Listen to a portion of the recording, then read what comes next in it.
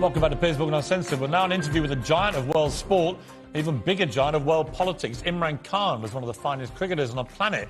Over 10 years as captain of Pakistan, he became the nation's hero. And then later, sensationally, its prime minister. But he was deposed after losing an acrimonious confidence vote in April. So I began by asking for his verdict on the British Prime Minister, who, of course, has just about survived his. I keep telling our people in Pakistan that this would not even have made news here.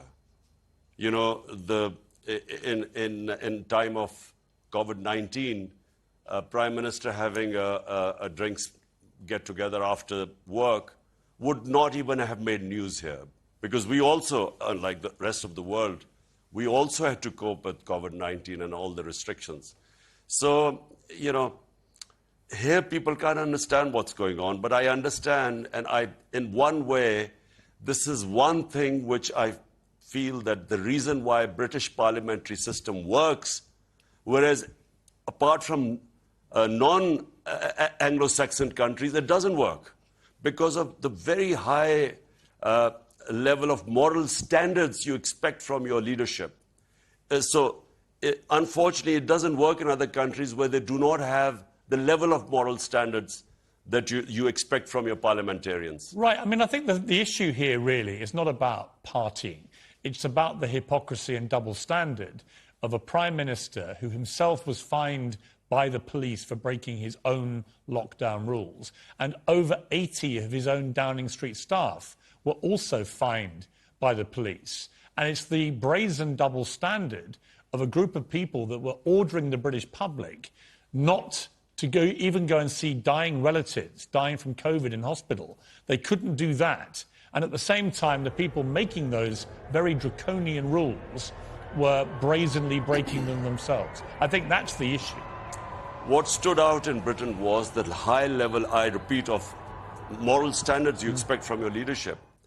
In Pakistan, you know, the vote of no confidence against me, which took place, the whole country knew that the going rate to buy my parliamentarians was $1 million.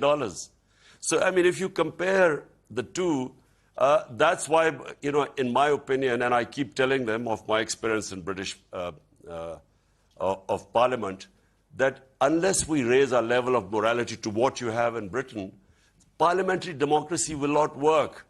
If all it takes is to buy 20 of your members of Parliament to switch sides and a government falls, in fact, the whole concept of democracy or parliamentary democracy then gets challenged. So, you know, from your point of view in Britain, of what I know, I understand that you expect from your leadership the standards, you expect them to lead by example. It's been very volatile since you were deposed. You vowed to come back and fight again. You think you're going to win with a bigger majority, I believe. But one issue that's come up in the last few days is that there appears to be a serious threat of assassination against you. And I have to say, the last leader of Pakistan I spoke to was Benazir Bhutto, and it wasn't long after I met her that she was indeed assassinated. So this is a very serious risk that you all face, I think, when you lead a country like Pakistan. What do you know about these threats? How seriously are you taking them? Well, Piers, what happened was that this was clearly a conspiracy, and you know, I've spoken about the conspiracy because, you know, I came to know about it about 6 months before I actually, before this vote of no confidence took place. And, you know, all the time I thought it wouldn't succeed. You know, for some reason I thought that it's not possible that, you know, the conspiracy was to replace me by the guys who for 30 years had been in power, the two families, and there were massive corruption cases against them. 60% of the cabinet that has replaced me is on bail of billions of rupees of corruption cases. So my mind just wouldn't accept that. Would it be possible to replace our government, which had finally recovered from all the 2 years of crises and was on the way up? I just didn't think it would be replaced by these criminals. So those who sort of planned this whole thing are a bit worried now because they don't want me back. They didn't take me out to get me back in again.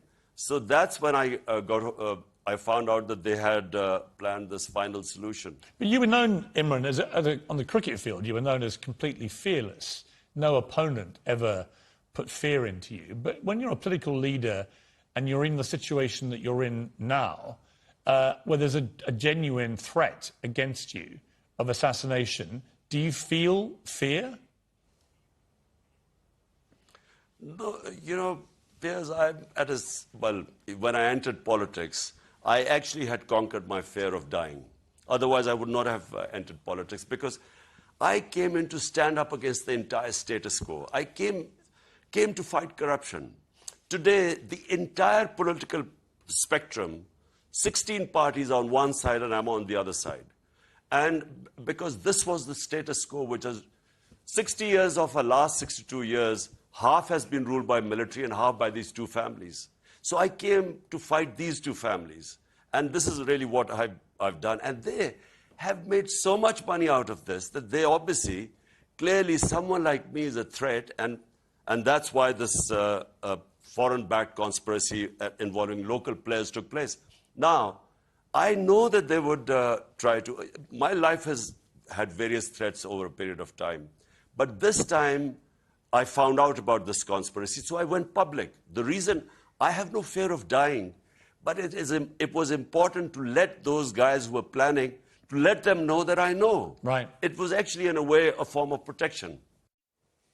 Well, on says the next Imran Khan on meeting with Vladimir Putin just hours after Russia invaded Ukraine.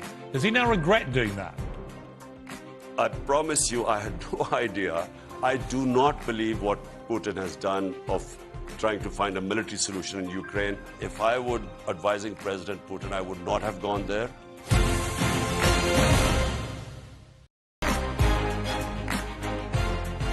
Welcome back. Well, Russian forces began mercilessly shelling Ukraine on February the 24th, the day that President Putin launched his full-scale invasion. But hours later, Imran Khan shook his hand and sat down for talks in the Kremlin.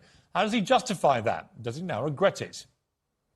I promise you, I had no idea. I arrived the night before. I was only there for one night.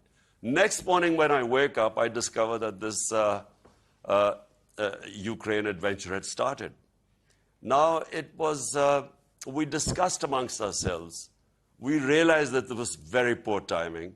But at the same time, we realized that it was extremely important for the 220 million people of Pakistan that we actually get these. I mean, I understand these deals that. done I understand. I completely understand that you didn't know before you made the trip. I guess the criticism, which may be legitimate, is that once you knew what he'd done, to then stay there and still go through with the meetings that you had planned, sent the world a message that you were not that upset by what he was doing in Ukraine. Countries like us, you know, who have huge populations, and we have, 100 million people who are vulnerable right now.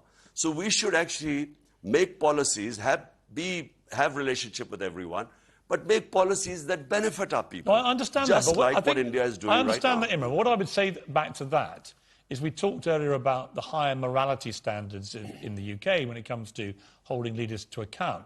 I simply would say I don't criticise you for having planned a trip to Moscow, but I think there is legitimate criticism that once you knew what he had done, it illegally invaded a sovereign democratic country.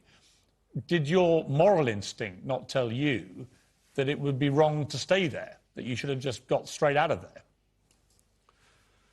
Piers, I am against all military operations. I marched with those 2 million people in London against Iraq war. I constantly was against the Afghanistan war, that there was no military solution. I do not believe what Putin has done of trying to find a military solution in Ukraine. I always believe these are miscalculations. They cause a lot of hardship. And I did give a statement when I was in Moscow that military actions are not a solution. Unfortunately, we were left at the time was either we then, and by the way, the meeting was more or less an hour before when we discovered that they had invaded Ukraine. It was a question of 1 hour in between to decide whether we abandon the trip or have the meeting with Putin. And so eventually we decided that, look, at this stage, we will fall between two stools. with Russia, we will break all relationship, leaving at this juncture. And at the same time, you know, is it going to make any difference if Pakistan decides to sort of condemn Russian invasion by leaving there? Imran, are you in a position now to see what Putin has done in Ukraine and emphatically, publicly denounce it? Any conflict, and especially where you go and any conflict creates bloodshed. But, you know, just like in Iraq, in Afghanistan, God knows how many people died there. And similarly in Ukraine, going into Ukraine, the sort of what we are saying right now, I'm sure that if President Putin realized what was happening right now, he wouldn't have started this. But do you personally condemn the war in Ukraine now, knowing what you've seen in the last 3 months? Piers, let me just say one thing. I am basically against all operations. So if you want to ask me a question, do I condemn what is happening what happened in Iraq? I thought it was wrong, and I would condemn that. Afghanistan, U.S. going in and then staying. Okay, once they got decimated Al-Qaeda in the first year, what was the purpose of staying there for the next 19 years? So it was a useless war. And yes, if I would advising President Putin, I would not have gone there. And yes, a war that creates bloodshed, and which it is, and collateral damage and civilians, yes. Let me ask you about Afghanistan, because from the moment the Americans led the rather dramatic and chaotic, and many think disastrous, overnight pullout from Afghanistan of its forces, it seems the Taliban have basically wrestled back control of the country at record speed and are now going back to running the country how the Taliban did before, notably with severe oppression of women in Afghanistan. What is your view of that? Because you've been broadly supportive, I think, of the Taliban being able to run the country again, but are you supportive of the way they treat women there? Let the people of Afghanistan decide which way they will go. They're strong people. Afghan women are strong. In my opinion, given a chance, you will see them asserting their rights. But the last thing we should do is try to interfere in people with the Afghan government. They're very proud people. I know from experience that at any hint of outside interference in their any country interfering in their way of life, they're very defensive about it. I want to take you back to the late 70s, the early 80s, to the genteel world of cricket, where you were a champion cricketer, you were a handsome playboy on the British social scene with a number of girlfriends to make all of us jealous. Life was a lot easier for you then, a lot more fun, a lot more carefree. You've become a very powerful, very divisive in some ways, political figure now in Pakistan. Do you ever have any regrets? Do you ever wish you hadn't gone down the political path? For me, life is not about... I feel that, people who find the easy way of life for me, a purposeless existence means nothing to me. I have everything I've ever wanted in life. So for me, the challenge is to actually go back, make Pakistan a welfare state, and rule of law. Critical thing is, what you're seeing in Britain is basically rule of law, which is one thing I learned most of all when I went to England as an 18-year-old. Imran Khan, it's great to talk to you again. It's been, nearly 50 years since I last talked to you. Last time I was steaming in at you in the nets at Hove County Cricket Ground. So it's great to catch up with you again, and I wish you all the very best. Thank you very much. My pleasure. Extraordinary